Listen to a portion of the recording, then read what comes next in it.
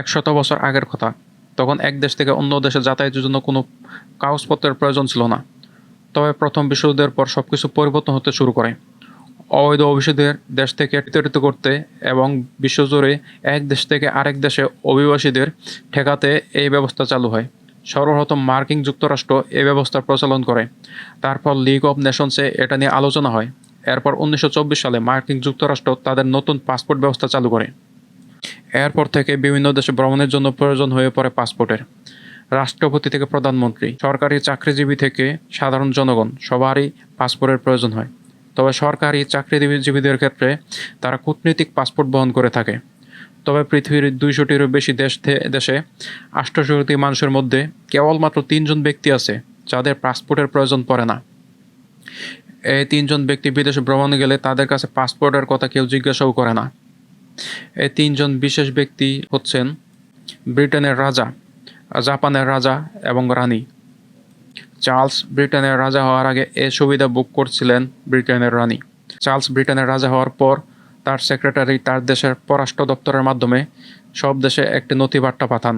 Charles যেহেতু এখন ব্রিটেনের রাজা, তাই তাকে সম্মানের সঙ্গে বিভিন্ন জায়গায় যাতায়াতের অনুমতি দেওয়া হোক, এতে যেন তার কোনো প্রতিবন্ধকতা না থাকে। এর পাশাপাশি প্রোটোকলের দিকেও খেয়াল রাখতে হবে। তবে ব্রিটেনের রাজা এ সুবিধা পেলেও রানী কিন্তু এ সুবিধা পান না। অন্য দেশে যাতায়াতের ক্ষেত্রে রানীর ডিপ্লোম্যাটিক পাসপোর্ট থাকা লাগে। একইভাবে রাজপরিবারের প্রধান ব্যক্তিদের কাছেও ডিপ্লোম্যাটিক পাসপোর্ট থাকতে হবে। তাদের যে কোনো দেশে বিমানবন্দরে যাওয়া আসার পথে আলাদা সুবিধা দেওয়া হয়।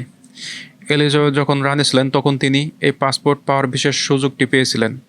তবে তার স্বামী প্রিন্স ফিলিপস ছিলেন কূটনৈতিক পাসপোর্টধারী। ব্রিটেনে প্রথম সম্মান দেওয়া হয় রাজকীয় সিংহাসনে বসা ব্যক্তিকে। এখন মনে প্রশ্ন আসতেই পারে, কেন এই 3 জন বিশেষ এই সুবিধা পান? জাপানের ভিসা ফ্রি প্রবেশাধিকারের সুবিধা আছে 193টি দেশে। বিশ্বের সবচেয়ে শক্তিশালী পাসপোর্ট জাপানের বর্তমান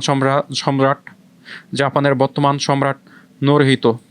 তার স্ত্রী মাসকো ওয়াটা ছিলেন জাপানের সম্রাজ্ঞী। পিতা আকিহিতো সম্রাট পদত্যাগ করার পর তিনি এ পদ গ্রহণ করেন।